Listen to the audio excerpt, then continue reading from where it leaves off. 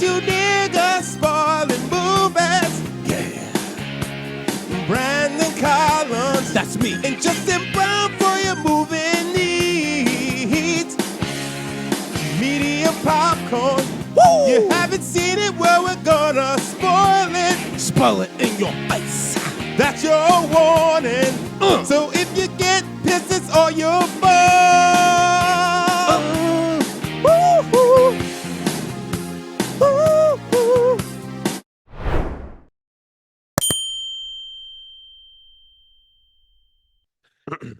Hey, what's up, little biscuits and subject tomatoes? It's your boy Eddie Collins. Guys, and it's Justin Brown. And we are Medium Popcorn, but you already knew that. You already knew that because you pushed play. You already heard our intro song. You heard everything, baby. But per usual, we're doing some movie news and trailer reactions. Lots of stuff happened this week. Oh, Justin. yeah. Well, lots of stuff happened, not just this week, but since we last recorded our episode. Indeed. Which, folks, behind the curtain, that was a while ago. So let's dive right in. First up is Will Forte, who was one of the stars of the Coyote versus Acme movie, which got not canceled, but just like kind of shelved indefinitely or basically put into a vault. It's never to be seen or heard from again. Yeah, by Warner Brothers. They refused to release it. They refused to sell it, even though apparently they may have had some offers, but not worth giving away that IP. Will Forte said that he saw it and he really liked it, and he said super funny throughout, visually stunning, sweet, sincere, and emotionally resonant in a very earned love way. As the credit rolls, I sat there thinking how lucky I was to be a part of something special that quickly turned to confusion and frustration. That was the movie they're not going to release. So yeah, because he said he assumed that it was a dumpster fire. Yeah, and I'm sure people did. Out to been like, oh wait, this isn't terrible. So what's going on here? Yeah, and it had John Cena in it. I didn't even know Lana Condor, who's from All the Boys That I Ever Loved, the Netflix movies that are mad popular. She's in it. She's a cutie too. With live action, and it's just a funny concept. Wile E. Coyote suing Acme because the shit never works for him taking out the Roadrunner. Yeah, that's mad funny. Yeah, I mean, what are you gonna do? Exactly. So, unfortunately, this movie is more and more unlikely to be released by every passing day. It's pretty much officially dead. So, we'll never know. But I'm sure Will Forte is also bummed because between Strays not doing too well and now this movie, I mean, as an actor, you lose out on those residuals. You lose out on those paydays, depending on what his deal was.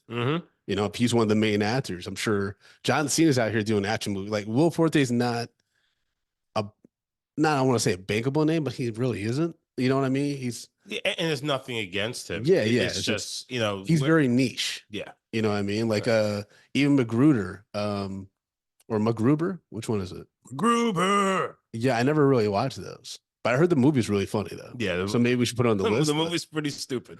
But yeah, I just feel bad because some of those actors they spend a lot of time on it. Even especially if you don't have back to back projects like some of these young actors and actresses do. And mind you, when we talk about spending time on it, we're talking about maybe 3 to 6 months working on a film, depending on what it is, obviously. Yeah. So it's even worse for the directors. I mean, there's recent news, I didn't pull it up for this episode, but Christopher Nolan just recently, apparently it was reported that he made $100 million off of Oppenheimer. Yeah. But that's because a lot of his deal was on the back end. Yeah. So he really bet on himself. Imagine you're a director for Coyote versus Acme, and you're like, I think it's going to be a hit. I'd rather take everything on the back end. Fucked.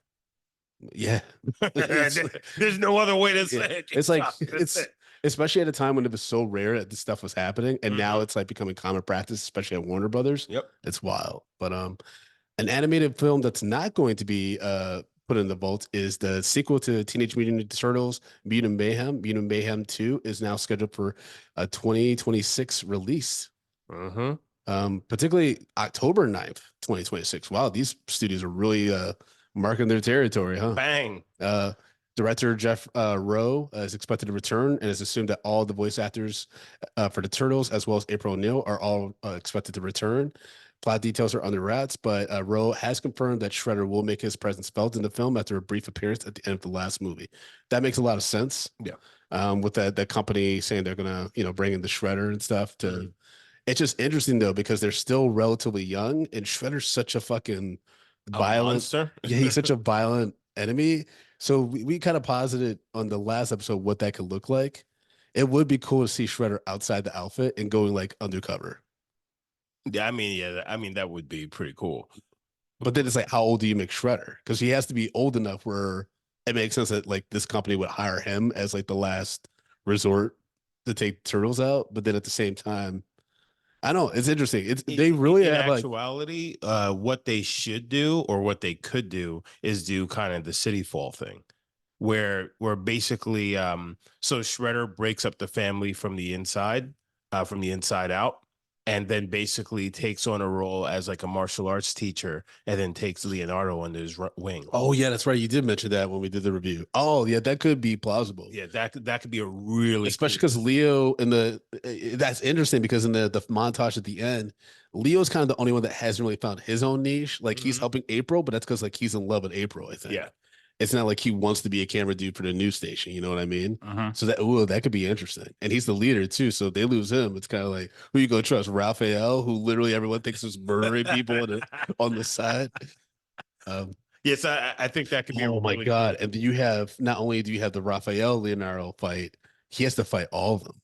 Yeah. They have Michelangelo, Donatello, and Raphael fight. Oh, And then and like that animation style, that could be awesome. and then that would actually make Leonardo like that kind of would elevate Leonardo because he would get like that savage kind of fighting style that's coming from the Mm. Foot and Shredder. So he'd be a blend of both of them, which then will actually for the coming movies elevate him higher as like the leader because he has extra training that the rest of them don't have. Oh, that could be dope. So it would actually solidify him as a leader. Okay, cool, cool. Come on, baby. We writing Yeah, shit for yeah, y'all in yeah. the studios now. Uh, Come and talk to us, but baby. going back to some news about movies that are no longer in production, this one isn't put in the vault though because it never actually was filmed. But the live action take on The Sword and the Stone was in the works for Disney Plus with the director of 28 Weeks Later. But the director Juan Carlos Fernandez recently suggested that it's no longer in the making. He said that was a project that was attached 2 years ago, but it was put on hold from this day. To be honest with you, I don't know what's going to happen. I think it's a great project and a great story that needs to be told, but I don't know what's going to happen. Let's see. Fingers crossed. I mean, Yeah. King Arthur. I mean that story's been told 1,000 times in 1,000 different mediums. Well, it's also like the news broke in 2015, and it wasn't until 2018 when he was confirmed, and now we're in 2023. If he's the director and he still don't know what's going on, that means probably at least there might be a script, but if there is, like, that's wild. Yeah, That means it's definitely not happening. mind you, we're in 2024, not 2023 That anymore. right. Yeah. See, folks, I've been running on fumes. I've been traveling for the past week, so I barely know where I am. But yeah, it's even crazier then. Yeah. That's yeah, that's 4 years. No, that's 6 years.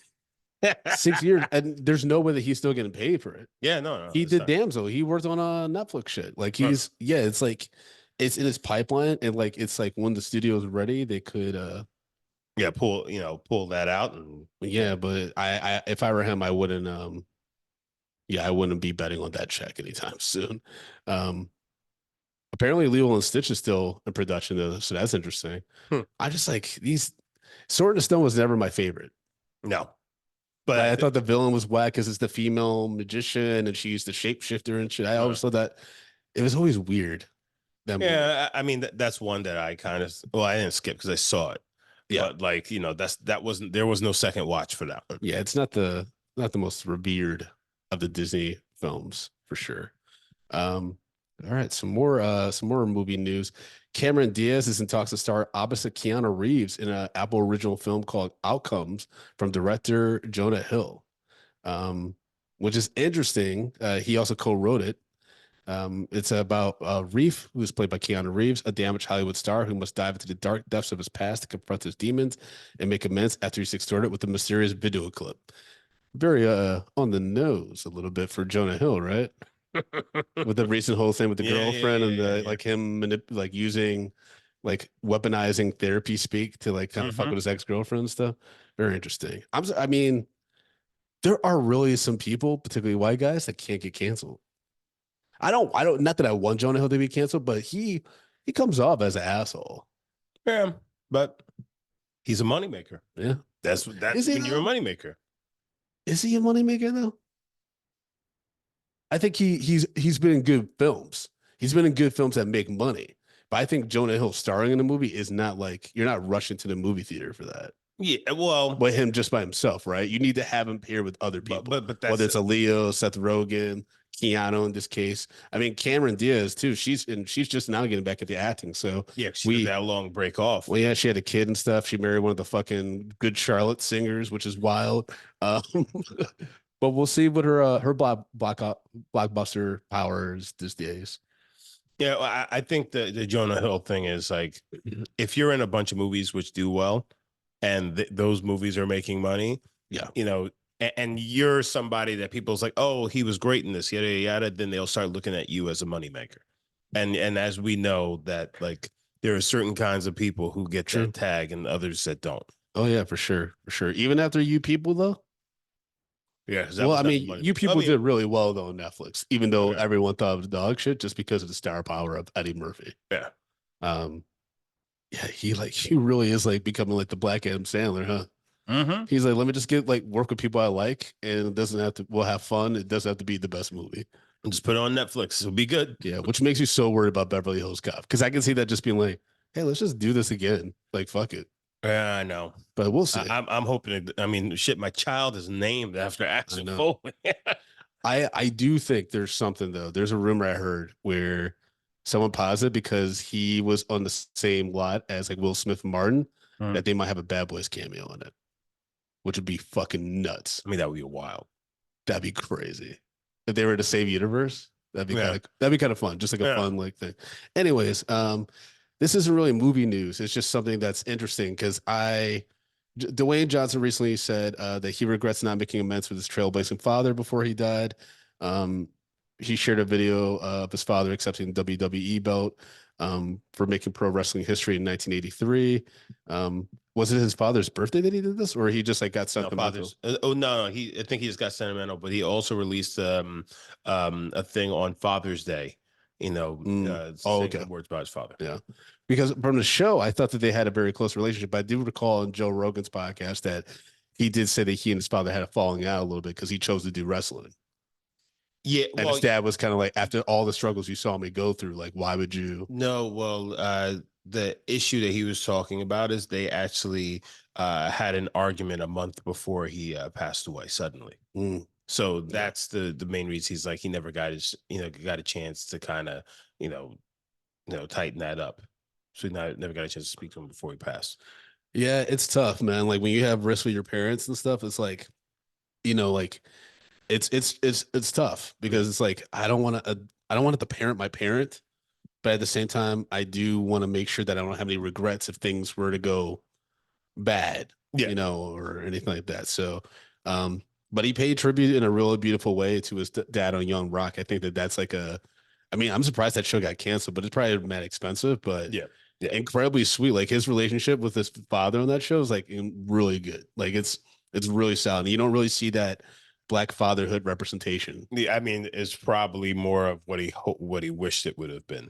Yeah, true. I mean, dude, there's some episodes. Did you watch Young Rock? No, I'm surprised. I'm surprised you didn't watch it. I know that It's good. It's funny. But it's a lot of network television. there's some That's real why. shit on there. I was actually surprised. Like there's an episode where like you see the father going through like he's struggling to like pay the bills, like Mhm. the mom's on his ass. He's like and he like sees his son watching him like kind of struggle and like doing these really shitty like, wrestling rings for just some chump change and stuff. Yeah, It was real. It was real about the business and that I appreciate what they did. It could be fictionalized for all we know, but yeah, yeah, that's just like interesting seeing that article pop up. yeah. Um, okay, some more movie news. So 20th Century Fox has won a bidding war for Imagine's survival thriller Whalefall, which is going to be co-written and directed by Brian Dudfeld, who recently did a sci-fi thriller that was apparently acclaimed called No One Will Save You. I didn't see that, but whew, I read this book, bro, a few months ago. It's about a nigga. It's about this young kid whose dad dies. His dad like commits suicide. He's like this like revered fisherman in Mm. like a New England town. I think it's something. And he goes to try to retrieve his body to prove to Yeah. everyone that I'm as good as him. They allude that he might be gay and like that there's questions about his masculinity by his dad and stuff like that. Mhm. So he goes out to prove himself. And he's like 17. then he gets swallowed by a sperm whale. Mm. And the whole movie is him stuck in the belly of a sperm whale trying to get out. And bro, you know how I feel about whales. Yeah, yeah. You know how I feel about the ocean. Hmm. I had anxiety every fucking morning on my commute reading this book. I had anxiety attack. But cinematically, I'm like, this could be really fucking cool. Oh no, it probably would be. That's also just sounds fucking terrifying. Oh yeah, yeah. It's a horror. It's a I horror mean, film. if they do it right, it could be incredible. And it could be pretty low budget. Like Mm. I'm talking like 40, 50 mil and probably make a killing. You know, it's also If they film it right and they film maybe with IMAX cameras, it could be fucking huge. just think of like, so obviously you're in a whale's belly, so Yeah. like they're that's its own thing. Yeah. But then you got to think of what does this this whale fucking eat? And it's like Oh yeah, this in there that with comes you. into it. That comes Yeah. like it's gnarly. I mean, I don't want to spoil anything, but yeah, if you saw 127 hours, Hmm. he gets fucked up on that kind of scale. Mm. Like it's like he's not gonna be normal after this. Yeah. After with the credits roll, folks, our protagonist is not gonna be okay. You had a bad day. The Cameras cameras don't lie. You got mama down with the apple pie. I still don't know the lyrics. All right. That still could work though, the apple pie. No, it doesn't. No, it Why doesn't. not? Niggas like apple pie. No, no. You should have said something like you got a fish scale went right in your eye, something like that. Because you know, he's old. Come on now. Okay. You had a bad day. The scales don't lie. You better get good with the apple. I keep going back to apple. I don't know why. I don't know why. Oh, see that rhymed right there. You see what we did? Yeah. See, that's what Media Popcorn does. We album coming out soon, niggas. Yeah. We're gonna be about we're gonna be the comedy vultures. We're a mass and shit. Performing on stages with just all black cloths and shit. No one can see that it's even us. And we'll hire actual rappers to That'd go be up there. hilarious if you and I were secretly hired just to be like Ty Dolla $ign and Kanye during a live performance. Because they don't take off their masks. So you don't actually know it's them. I mean, that would be hilarious. Like we're just stand-ins for cancel rappers. Wouldn't be a bad gig. Guys, you can book me at All right. Some more movie news. This is just a quick update, some quick updates on some stuff. Joe McHale says community movie will shoot this year. Peacock is working around Donald Glover's schedule to set release date, to set the start date. But he said it's going to be this year. it's just been so long. He said the script's done. I mean, I think it works though, because the plot, from what I've heard, is a college reunion. It's perfect. Yeah. You know, and like the fact that everyone's doing it, except obviously Chevy, which I wouldn't even be surprised if he does pop in. If he does, yeah, have a cameo. Because they had him even at the series finale. He was a hologram, despite the Dan Harmon beef. You know what I mean? So it's possible. I mean, but you just need the core cast and probably Ken Jun, crazy ass. What was his name? Senior Wang or something like that? Yeah, something like that. I still, dude. Wong. Maybe. I think it was Wong. It's been so long since I watched them. Tati was rewatching the show not too long ago. Dude, that show is wild. They said some wild shit on that. Yes. Like you could not. I mean, I'm looking forward to the movie because I think at first I was like, oh man, it's just that they're not doing theatrical. But I think given like the success of Ted on Peacock, I think it's smart because now you can, like, especially on Peacock, I think they're welcoming like kind of dangerous comedy again. Because dude, the first season alone, man, there were so many Jewish jokes at Annie's Dispense. Yeah. Holy shit. Expense, not dispense. Yep. Yeah, man. That show is nuts, but it's so funny. And thank you, Lluvia, in the chat. It was Senor Chang. Senor Chang, thank you. Gracias, Lluvia. Yeah, you said, yeah. Folks, again, we're tired. I said Wang, I said Wong, it's Chang. Yeah. So maybe we should be canceled. Mm-hmm. Put a mask on us. We'll keep on doing the show. But yeah, I'm very much looking to the community, forward to the community movie, because it's just something that they like put out there in the universe, and the fact that they're actually able to fulfill it. It took a long time to get there, but 6 seasons in the movie, that's cool. Oh, they could even bring back Keith David, Jonathan Banks from Better Call Saul and stuff, because he was a teacher there too. You know, he was a cop too, I think, on it. You know, the funny thing is, John Oliver was a professor on that show. The guy who played the principal. Oh yeah, he's gonna. Oh, 100. He was so wild. He was so that character was so wild. During the second paintball, it was like season 3, I think, when they had the paintball like showdown again. He's in his office and he's just like, "Why does this keep happening? Why does this keep happening? It's like all the crazy stuff that happens in the college. It's like this is the thing that breaks." Anyways, some more movie news. So we are, I guess, the Accountant movie starring Ben Affleck and John Barenthal did well enough that we're getting a sequel now. Mm-hmm. Because Ben Affleck, John Barenthal, J.K. Simmons, they've all signed on to star in The Accountant 2, along with Cynthia, Electric Boogaloo. along with Cynthia Adai Robinson, who's a beautiful, beautiful actress. Mm-hmm. And the writer, director, Gavin O'Connor, he's joining. Oh, wait, no, he's directing it. And the screenplay will be written by the original film screenwriter, Bill Dodik. So to be Amazon MGM film, taking the rights from Warner Brothers, which means it'll probably be released on Amazon Prime. Yep. But we'll see. But hey, I guess, get franchises where you can, I guess. Hey, listen. We thought that movie was fucking nuts, Yeah. but I guess it was a hit, though, surprisingly. We were wrong. Now we got Accountant to Electric Boogaloo. Memory serves, didn't he like he was like rubbing a bat against his like shins, right? To make them hard. Remember, he was like rubbing a bat against his leg. I mean, like, yeah, you do. People do that. Such a weird thing to do. Oh no, that means you fucking crazy. Oh yeah. But yeah, so everyone look out for our review at some point of The Accountant 2, Electric Boogaloo. Now, it's so stupid. So as of today, this recording, it was just announced that Power Book 2 is ending its run with a two-part season 4. And then it's going to be followed up with a fourth Power spinoff, which is going to tell the story of Ghost and Tommy growing up, which makes sense because that'll be like a good tail end to Power Book 3. So you don't know any of this shit because you don't watch any of haven't these. watched one episode. Dude, it's fucking nuts. It's fun, man. It's fun. It's especially the first Power is really fun. Power Book 2 is pretty solid. Power Book 3 is awesome. So if you can get through the first series, I think you would like it. Especially if you like Snowfall and stuff. I think you would like it. It's just trashy fun with some solid performances. I don't know. It's just hard for me to, to watch something. I guess to get into something that I know is like, oh yeah, this is 50 Cent's brainchild. I'm like, yeah, I don't know about that. But it's entertaining. That's the thing is he's a decent producer of content. Like he's not the best actor. He does pop up in it, and he's fine. But the kid they got to play a younger version of him on the Power Book 3, really fucking good and really nice kid too. I met him last year at the AFCA Awards.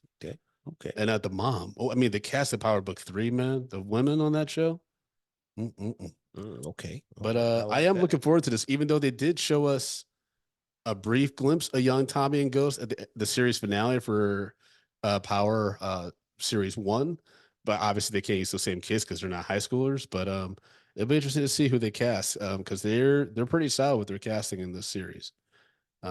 Speaking of casting, our favorite fucking auteur, Ari Aster, his new film for A24 called Eddington. I don't know, man. I don't know what's going on. This cast is fucking stats. Yeah. He got fucking Joaquin Phoenix, Emma Stone, Austin Butler, Clifton Collins Jr., and Pedro Pascal. Like, I'm like, y'all niggas seen his work, right? He's fucking nuts. You know what? Now I gotta watch Beau's Afraid because I gotta see, is there something in there that like made these people be like, I want to do this? Or is this pitch just so fucking good? Yeah, I don't know. You know what I mean? It's wild to see how some people can get shit made. And yeah, and then just to get the people that they can get behind them to do it, like it's just nuts. But more power to them because that's a skill. Pitching is a skill. Yeah, absolutely. I mean, it's being discussed as a Western. Plot details are on the rocks, but yeah, he's directing from his own script, and I'm just like, bro, like how'd you pull off this fucking cast? I don't. All I know is it's gonna be fucked up. Man, I rewatched the first like 30 minutes of Midsummer. And I was just like, what the fuck, bro? Bro, when you got Midsummer and Hereditary under your belt, And like, that's whoa, what, whoa. and remember, mind you, that's before we watched the student film he did, Yeah. which fucked me all the way up. Mm-hmm. So Bo is Afraid, I've heard, is just fucking nuts and gives you all of the anxiety. So, oh People Lord. just will be like, yeah, you know what? I just want to do something that's let myself be free. This guy? Jesus Christ. But news about someone who's not being casted is regards to Deadpool and Wolverine, where Vinny Jones, during a recent interview for his role in Netflix's The Gentleman, mentioned that he was reached out to reprise Juggernaut from the villain he played X-Men: Yeah. The Last Stand. And he said, I wanted to do it, but they didn't have the budget to put me in the suit because he said that putting on that suit is just a huge, huge chore. Is it he had to eat through a straw and all that? I'm like, I mean, those suits are very uncomfortable. yeah. Apparently, they're like terrible. I mean, that's why And it's heavy. that's why in the last X-Men film that they had, Jennifer Lawrence is like barely in the Mystique makeup. Yeah, because you have to spend hours upon hours getting that. Yeah, that blue goo on her titties. Yeah, that's gonna be fun. You No, just got your oh, it's blue, fun for you just somebody. got your ass out all blue and shit. People were like, "That's a weird looking chick." But yeah, I mean, honestly, I wasn't a fan of his Juggernaut in the X because it didn't that come out right after that whole like the black voiceovers for the cartoon. We're like, "I'm the Juggernaut, bitch."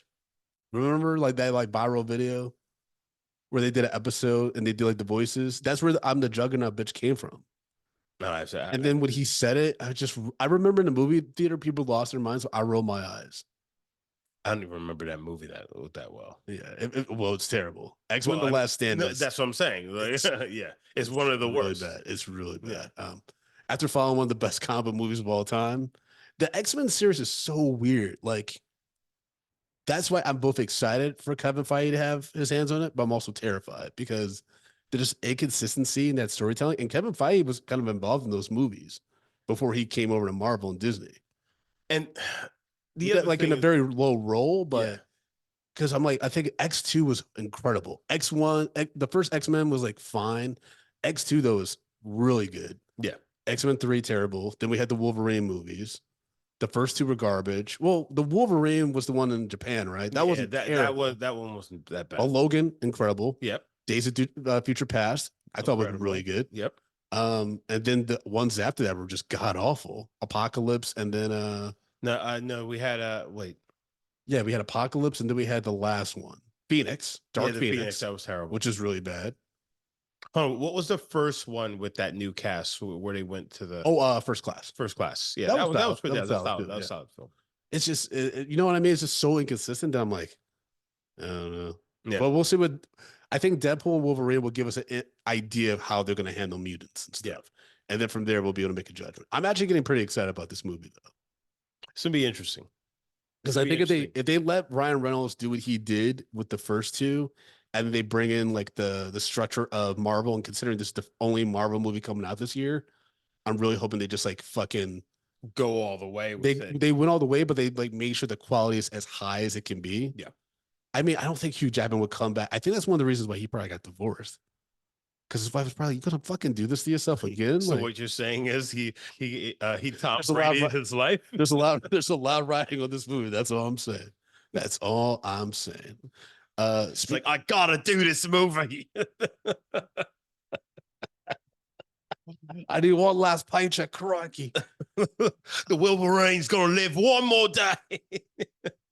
Speaking of Marvel, X-Men 97 creator Bo DeMeo was fired weeks before the premiere, which as of this recording is just in a few days. He was also a writer, producer who worked on Moon Knight and Blade, one of the drafts of Blade. No. And he's no longer promoting the show or moving forward with future seasons. And they were already mapping out season 3, I believe. Yeah. So yeah, there's no comment from Marvel nor DeMeo's representatives, but it is a shock considering how big of a fan he was of the source material, his connection to the material as a black gay man who was raised by white parents and had I believe a Korean adopted sister and stuff, like very diverse background. Yeah. Really related to the stories of the X-Men. I don't know what happened. I've read that it could be because he had OnlyFans. I know you read that there might have been some domestic violence allegations or something like that, but there's no concrete story so far about and what let's happened here. and let's not even go too far into those, Yeah, because we these are just yeah, they're speculations, just allegations. rumors and stuff. But I do hope that we get some clarity because I would hate for those rumors to get out of hand and then potentially if there is no merit to them, I mean, just Yeah. ruining his future prospects and stuff like that. That's not exciting. You know Mm. what I mean? Um, a piece of sadness, especially for you, Justin. Um, Akira Toriyama, Hmm. the creator of Dragon Ball Z, died recently at age 68. Yeah. He had apparently it was like a brain hemorrhage that took him Damn. out, but he was actually he was having health issues before. Well, I guess they really weren't that open Mm, with it, but he passed away. I mean, mind you, he has a new show called Dragon Ball Daima, which is going to okay. be premiering in the fall. Yeah. And Dragon Ball Super, the continuation of the story is still happening in the manga Yeah. right now. But I'm it is I'm very interested to see what they're going to do as far as Was he very hands on with the stories and stuff like that? yeah, yeah. Okay. Well, the so actually a really coul thing. So there's a guy, Toyotaro, is basically like his apprentice, Okay. and he was actually somebody who was like doing like you know fan stuff Yeah. and drawing stuff like that. And then he ended up actually getting called up and working, in hand with Toriyama, the creator. And so like he's actually at the helm right now and taking Okay. care of the manga and such. Yeah. And like Toriyama was working kind of like a consultant. He like at the final looks like, hey, we're gonna do this and such and such with the story. So he's kind of like Dragon Ball is in good hands, but I wonder what kind of tribute they're gonna give towards Toriyama, because like he's kind of the godfather of anime, especially on the West, Got it. because Dragon Ball kind of like changed the landscape Yeah. and brought it over here. So it's gonna be very interesting. I know that apparently they're doing something where it's gonna be like a marathon of Dragon Ball happening. Okay. But outside of that, I haven't really heard too much outside of like creatives from the West doing some different things on their own. Interesting. Okay. Well, rest in Rest in power, power, sir. Uh, rest in Super Saiyan power. Super Saiyan. That's right. That's the Dragon Ball reference. Yes, it is. I knew that at least. Um, no. But yes, looking forward to hearing, you talk about future developments in that world and what changes that brings, good Yeah. or bad. Um, Going back to some superhero news, the last installment, hopefully, of the Tom Hardy led Venom franchise has an official title. It's called Venom: The Last Dance, which will hit theaters on October 25th. It stars Tom Hardy, Juno Temple from Ted Lasso, and Chiwetel Ejiofor. And it's written and directed by director Kelly Marcel. So we'll see how that goes. Yeah, folks, it's no secret that I'm not the biggest fan of these Venom movies. Yeah. I'm really am hoping that this is the last one, Well, I and mean, that the first one wasn't well, terrible. the two they made mad money. So Well, no, the first one wasn't terrible. The second one was oh hot yeah, garbage in the sun. yeah. Regardless of whether they made The money on- or not. yeah, the only good thing about the second one was when Michelle Williams put on the suit and they gave her a little fatty because she don't have Hmm. a fatty like that in real Yeah, life. yeah. I don't know why they did it to her booty. It's like what they did with Rogue in the 97 X-Men movie. They gave her a little booty now. Yeah. No, no, no, no. They took the booty away. Oh, I thought they gave her a booty. No, they took It it did the away. reverse. Oh yeah, they did Oh it the no. reverse. Oh lordy. No, no, no. Because Rogue, oh, Well, she was always a baddie. That skin tight suit they gave her anyway. Mm. Yeah, anyway. But yeah, I'm really hoping Madam Web has started the beginning of the end of this Sony universe. We can only hope. Sony should just like sell them all to Disney. Disney got the money. I Just mean, but aren't they trying to make a Morbius too? Weren't they no, no, trying? no. They're doing a Craven. That was a joke. That was a joke. The next two are the Venom 3 and Craven the Hunter. Okay. So if those both do okay, then it's possible Sony might keep going, pushing through. But I have a feeling they're both going to bomb just because of the rep. I think Madam Web was such a bad, Yeah. left so much stink, and then Venom 3 is terrible too. It's a wrap. Yep. And that's why it's interesting. I was listening to a podcast the other day that said, I think we talked about this in our last movie news podcast, which is with Superman Legacy or I forgot just Superman, whatever it's called now. Um, that probably has more pressure than any film in history. Yeah, right now, 100%. Like in recent memory, for sure, because the whole superhero genre kind of rests on that shoulders right now. Well, It, I it mean, will for determine. It will DC, determine. No, I think it will determine the path going forward for a lot of things you may be right. because it's like I think if that movie does not do well, it's going to signal a lot of different things, not just superhero fatigue, but signal that even a talent like James Gunn can't turn this shit around. It's going to signal that like actors probably don't need to invest in this shit anymore. Like, so they're not going to be able to get the A-list talent that they are used to. Mm. It could change a lot of stuff. Yeah. So we'll have to wait and see. Gonna have to pay up the ass to get a good cast. It all started Yeah. with Robert Downey Jr. signing on to play Tony It Stark. really Everybody did. was just like, "Wait, what?" Yeah. And Christopher Nolan said about RDJ. He said that him getting cast as Iron Man changed the trajectory of Hollywood Yep. for the better or worse. Um, oh, speaking of Marvel, Fantastic Four, Iban Masab, I'm blanking on his third name, but he's one of the stars of The Bear. So The Bear apparently is filming seasons 3 and 4 back to back, which makes a lot of sense because that cast is as hot as the cast from Mhm. Atlanta. So I wouldn't be surprised, folks. I'm saying it now. If season 4 of The Bear is the last season, because Yeah. that cast is just so popular Yeah. now. So The it's not creator, the sustainable. creators signed up for a bunch of stuff. It's just like we all love the show, but just be prepared if season 4 is the last one. Yeah. Just saying. Don't get mad if they announce them next year. Um, and then finally, for movie news, before we get to our only trailer that we watched for this episode, um, Neve Campbell is officially returning to the Scream franchise as Sidney Prescott. It was announced on her Instagram. She received the script, and it's going to be penned by Guy Busick, who is one of the writers of the past 2 movies. Hopefully, Guy's the one that actually knows how to do a murder mystery because Scream 6 was wild in that respect. But it's going to be directed by Kevin Williamson, the creator of the Scream franchise, which for me, as a fan of the franchise, incredibly excited about. Great way to get the fans back in the fold. The only thing is you got to figure out a way to make the Jenna Ortega, Melissa Barrera fan base whole as well. Because the way that was all handled, not great. It would be ballsy if you kill both of them at the opening. Mhm. That would be really ballsy. But I don't think they're going to do it. But that would be kind of cool if they had the balls to pull that off. Yeah, I doubt that's going to Yeah. be the way. But you got to get that Jenna Ortega fan base. There's a reason why the last one was the biggest hit of the series because she has a huge following. So unless you get Jenna Ortega to like come out and sing Neve Campbell's praises or be like, hey, still go see Scream, baby, or get her on as a producer or something. You need her name attached to something on it.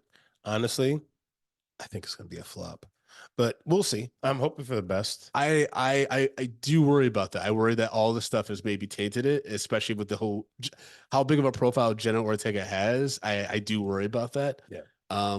But I'm very happy that the creator is taking the reins for it. The only issue is that him as a director has not been his only directorial directed film was Killing Miss Tingle. Well, Teaching Mrs. Tingle because they changed the name after Columbine. And that came out like in 1999, and it was not great. He might have directed a film since then, but I haven't seen it, and no one's talked about it, so that's not good either. But Kevin Williamson, I'm praying that you're successful. I'm excited that Neve Campbell's back. I think it's only a matter of time before Patrick Dempsey's announced. So at least we get the old school cast back. But again, I think without Jenna Ortega, don't expect to have a repeat of Scream Six's box office. That's all I'm saying. Yeah. But all right, so we did watch one movie trailer, folks. And if you have any suggestions for movie news or trailers that you want us to definitely make sure we talk about, email us at mediumpod@gmail.com, or you can tweet at us at mediumpodcast. But we watched the newest Garfield trailer Mm-hmm. starring Chris Pratt and Samuel Jackson as Garfield's dad, Wild. question mark. Better than the last trailer, I will say that. I did chuckle at you this time, but I'm still kind of like, this is weird. It's weird seeing like a Garfield movie like this. I don't know. Yeah, I mean, I don't know if also Garfield because works outside of comic books or the 2D animations from our childhood. I don't know if there's like a young audience that like is clamoring for Garfield. yeah, a cat eating lasagna. Yeah, I'm not sure if Yeah, it's just if it's bad it food. right now. Yeah, it's crazy.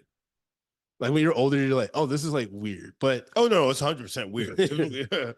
Hey John, when you gonna make me some lasagna? because even the trailer like had homages to like old school cartoons and stuff. So that's why I'm like, well, is this for like folks my age or is it for the kids? Because I don't know if the kid, I don't know.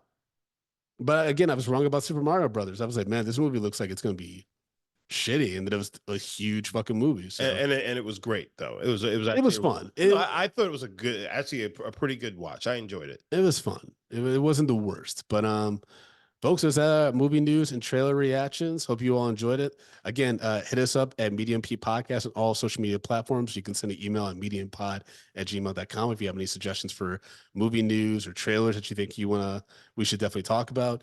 And if you want to follow me on the social medias, follow me on Instagram and Threads at Frodo_Blackens. And Justin, how can people follow you as well as support the show financially if they choose to do so? Guys, you can follow me at J Brown did it on all the socials, but you can also support this show at patreon.com/medium popcorn. We have $2, $5, $10, and $15 packages. So if you enjoy this show and you want all of our backlogs, you want bonus content, you want the mini shows, it is on Patreon. That's right. Again, patreon.com/medium popcorn. And if you want another way to contact us and give us those opinions of yours, leave us a voicemail 347-508-0978. That's right. Hit us up. Hit us up. Mm-mm-mm, mm-mm-mm. All right, y'all. We'll talk to y'all soon. Peace.